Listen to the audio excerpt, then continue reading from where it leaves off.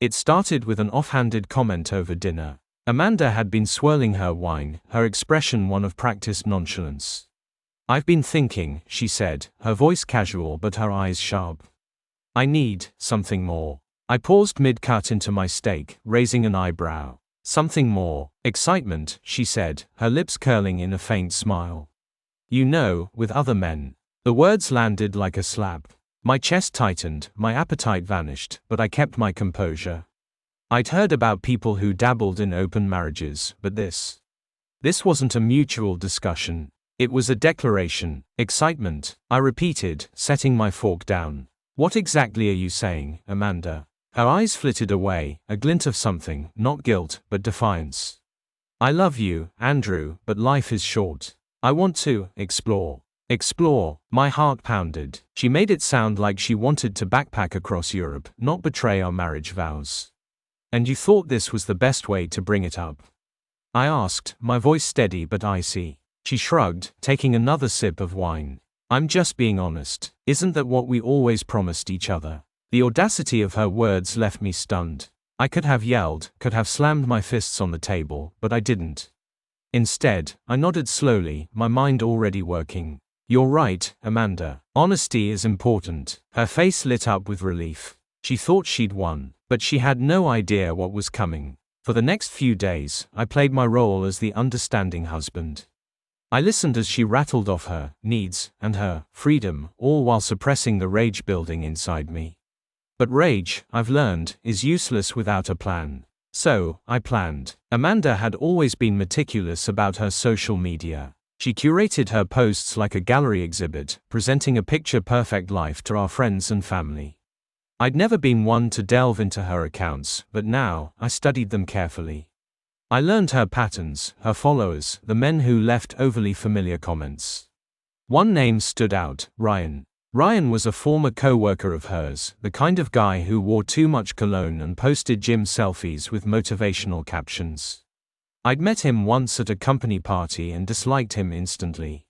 Now, I had reason to despise him. Using a fake account, I started messaging Ryan, pretending to be Amanda.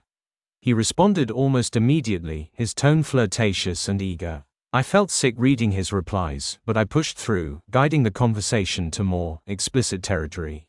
Within days, I had screenshots of him gushing about how much he missed her and fantasizing about the next time.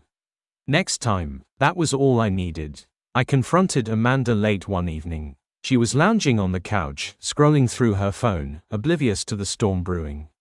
"Amanda," I said, my voice calm but firm. "We need to talk." She glanced up, annoyed. "What now?" I tossed my phone onto the coffee table, the screen lit up with Ryan's messages. Her face went pale. "Care to explain?" I asked, folding my arms. Her mouth opened and closed like a fish gasping for air. How did I find out?" I interrupted, my voice rising. "Does it matter? You've been lying to me, Amanda. While I've been here, building a life with you, you've been throwing it away for what?"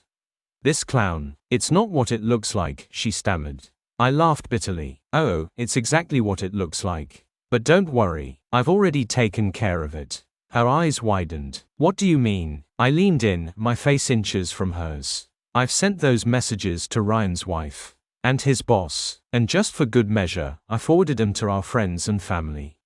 Her gasp was audible. "You didn't?" "Oh, I did. And that's not all." I straightened, my voice cold. "Tomorrow, I'm meeting with a divorce lawyer. You want excitement, Amanda? Fine, you can have it, but you'll have it without me." The fallout was immediate. Ryan's wife filed for divorce within days, and his employer didn't take kindly to the scandal.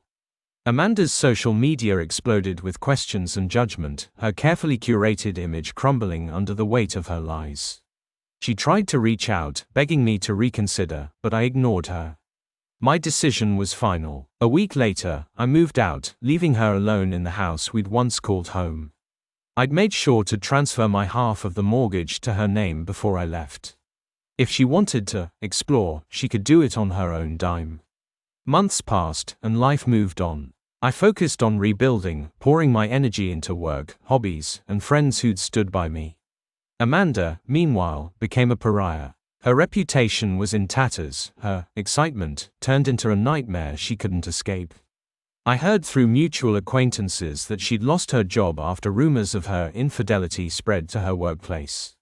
Ryan, it seemed, hadn't been worth it after all. One evening, I received an unexpected message from her. It was short and desperate. "I'm sorry. Can we talk?" I stared at the screen for a long moment before deleting the message.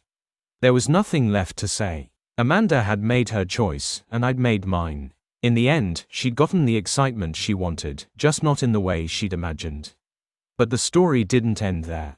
As I rebuilt my life, I discovered that Amanda's betrayal had taught me more than I ever expected.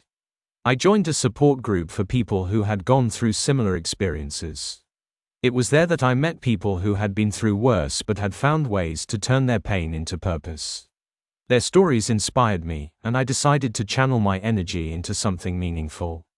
I started a podcast where people could anonymously share their experiences of betrayal and healing. It gained traction quickly, as listeners resonated with the raw, unfiltered emotions and the resilience that came through in each episode. My podcast not only became an outlet for my own healing but also helped countless others find solace and strength. Amanda's life, on the other hand, continued to spiral. She attempted to rebuild her reputation, but the internet is unforgiving. Screenshots don't disappear, and whispers at parties turned into outright avoidance. She moved to a smaller town to escape the judgment but found herself isolated and bitter. Mutual friends told me she'd started dating someone new, but the relationship fizzled quickly. Trust doesn't come easy when you've betrayed someone so deeply. As for me, the podcast opened doors I never anticipated. I was invited to speak at events, sharing my story and encouraging others to find their strength in the face of adversity.